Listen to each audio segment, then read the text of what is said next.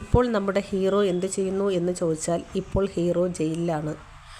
മോചനം ഒരല്പം വൈകുകയും ചെയ്യും. കൂടാതെ മാങ്കൂട്ടത്തെ നേരിട്ട് കോടതിയിൽ ഹാജരാക്കണമെന്നാണ് കോടതിയുടെയും കൽപ്പന. രാഷ്ട്രീയ എതിരാളികൾ പോലും രഹസ്യമായെങ്കിലും വളരെ ആരാധനയോടെ കണ്ടിരുന്ന ഈ ഹീറോ ഇത്രയും വലിയ സൈക്കോ ആയിരുന്നു. ഞെട്ടാതെ വഴിയില്ല കേട്ടോ. ആദ്യത്തെ കേസും രണ്ടാമത്തെ കേസുമൊക്കെ വരുമ്പോഴും വിശ്വസിക്കാൻ പ്രയാസമായിരുന്നു. ഇപ്പോൾ വിശ്വാസത്തിൻ്റെ പ്രശ്നമൊന്നുമില്ല. പക്ഷേ എന്തുകൊണ്ടായിരിക്കാം ഈ വിവാഹിതരായ സ്ത്രീകൾ ഇതിൽ കൂടുതലും പെട്ടുപോയത്? പെടുത്തിയത്? സാമ്പത്തിക ചൂഷണം മാത്രമാകാനിടയില്ല. പുള്ളിക്കാരന് കാഞ്ഞ ബുദ്ധിയാണ്. വിവാഹിത പോയി പീഡന കേസ് കൊടുത്താൽ വലിയ വാല്യൂ ഒന്നും കിട്ടില്ല എന്ന് പകയൻ കരുതി കാണും. നമ്മുടെ എൽദോസിൻ്റെയൊക്കെ കേസ് പോലെ. ഒരു പരിധിവരെ അത് വിജയവുമായിരുന്നു. നമ്മുടെ സ്ത്രീകൾ വരെ അതിജീവിതമാരെ ഇപ്പോഴും പഞ്ഞിക്കിടുന്നത് കണ്ടില്ലേ?